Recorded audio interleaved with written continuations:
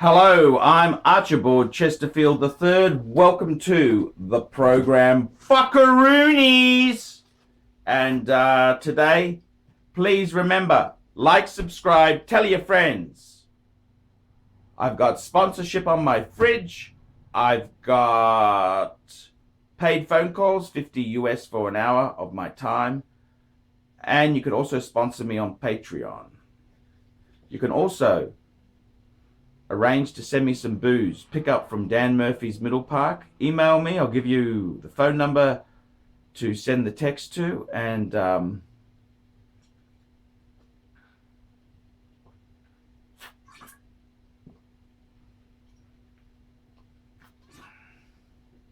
nice bit of sake. Fuckers!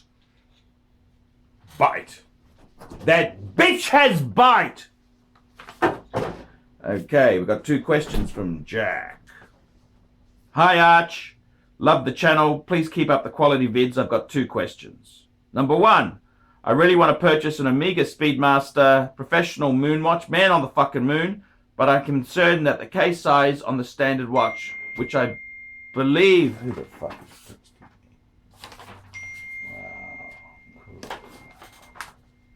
Wow, look at this.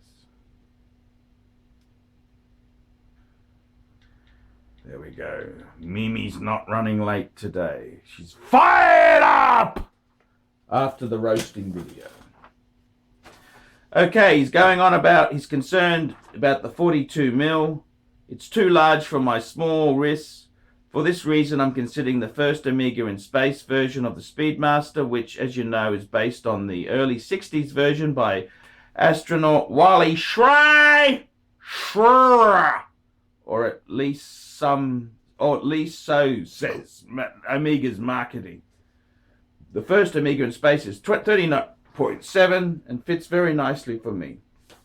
I also like the brown leather strap, while the watch shares the professional 1861 handwound movement, has a sapphire crystal, which, while not true to the original, has obvious advantage over the professional's Halcyon glass. Let me know what you think of this watch and don't pull any punches.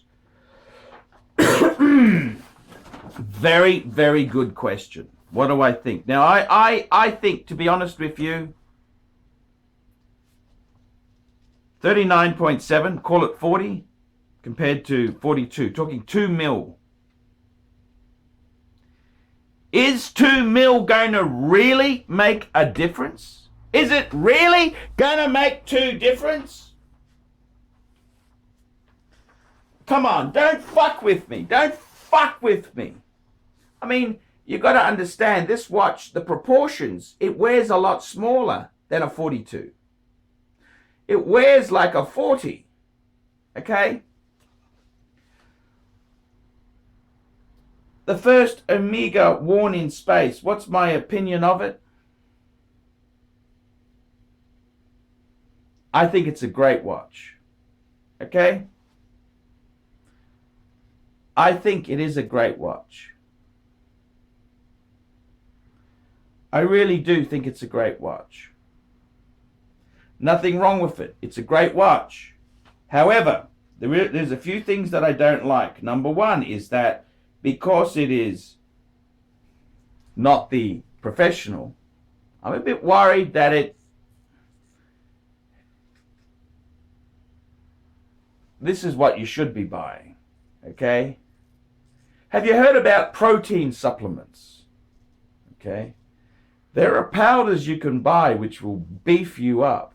I've never had that sort of problem myself.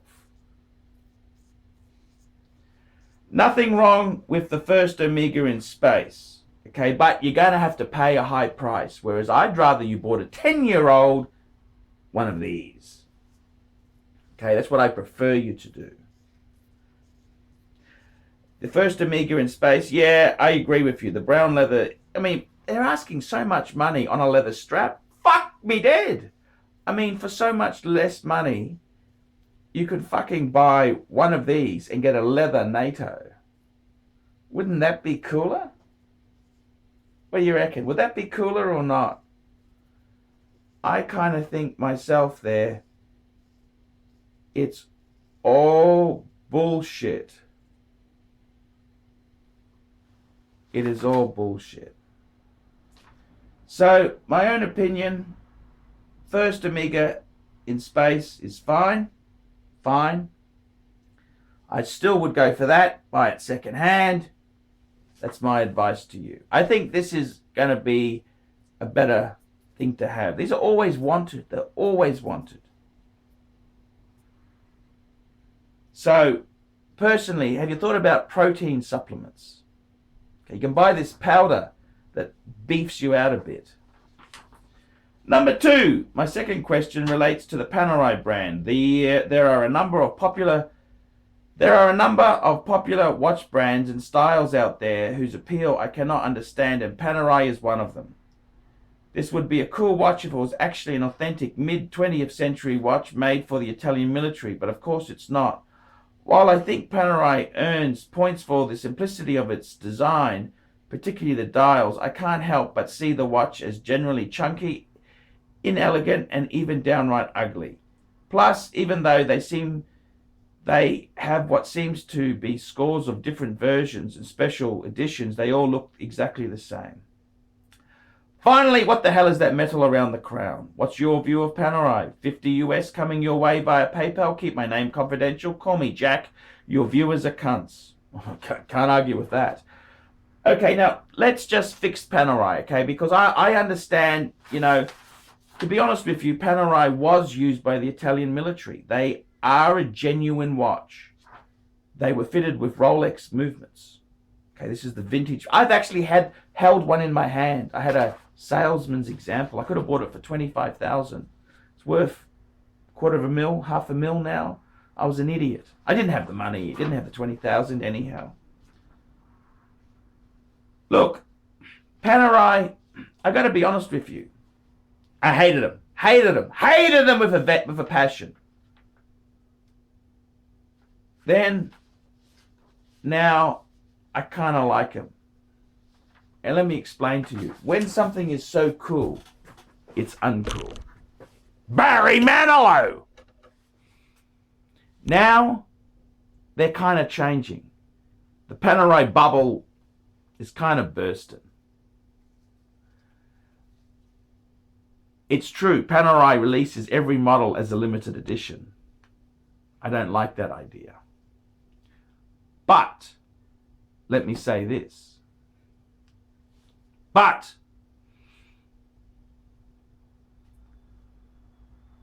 the whole thing is with Panerai is that they're actually quite funky. I do like them. Now that those bullshit dickhead collectors have had their ass kicked, would I buy 50, 20, 10, 5 Panerais? No! Would I buy one? Maybe. Maybe. And if I was to get a Panerai, I'd probably get the white dial one just so I could be uncool. Okay, I want the mistake. So my view is there. Now that's, come on, you're being facetious. You're asking me what is that shit, that metal crap around the crown? It's early waterproof watches, okay? That's the beauty. It's kind of a vintage incarnation. Come on, you knew that, didn't you? Don't be facetious. My honest opinion is, Panerai, I hated them because they were all these cool cunts had them, and, sort of, they were wankers. Now the bubbles burst. I kind of like them. Okay, I got to be honest with you. I actually like them. I think they got legs. Would I buy one? Actually, I would. Yes, I would. I would buy a Panerai. I'd probably get a white one just to piss off the Paneristi. Okay. There's some, just a simple, basic one. Nothing, I just like mechanical wine Panerai. I think they're actually, I don't want 10 of the fucking things. You can get carried away with them. One would do. Because I've got, in my collection, I got this gold watch, which is really a dress watch. It's gold, for fuck's sake. It's not a diving watch. The Panerai is actually pretty cool. So, there you go. That's my decision, my verdict, my answer. I'm Archibald Chesterfield III, the method actor who plays Paul Pluta. Tell me what you miserable fuckers think of that. Nice one, Archie. Good to see you not dishing Panerai. Yes, they are cool. Cool fuckers. We specialize here in pre-owned Rolex watches. Rolex watch is a very special timepiece, and we always do the servicing exactly as factory specifications. We buy a pre-owned piece and we put it into brand new condition. We have Rolex certified technicians working on that. We completely disassemble the piece, we adjust and polish and change every single part of the watch.